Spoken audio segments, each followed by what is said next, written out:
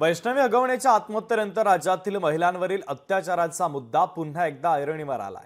राज्यात सरासरी दिवसाला 32 महिलांचा छळ होतो असं भरोसा सेलची आकडेवारी सांगते। 1 जानेवारी 2022 ते 22 मे 2025च्या दरम्यान राज्यात महिलांकडून अत्याचारासंदर्भात 39,665 गुन्हे नोंद झाले।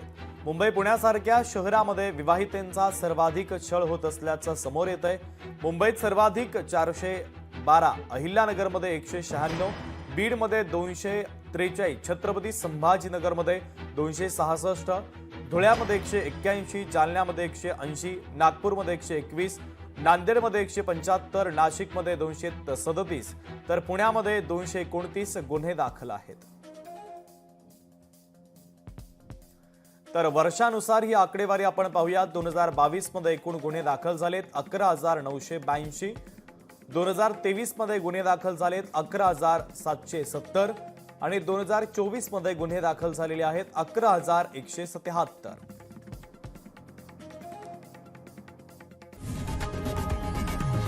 लोकशाही मराठी ऐका, पहा, जागरूक रहा।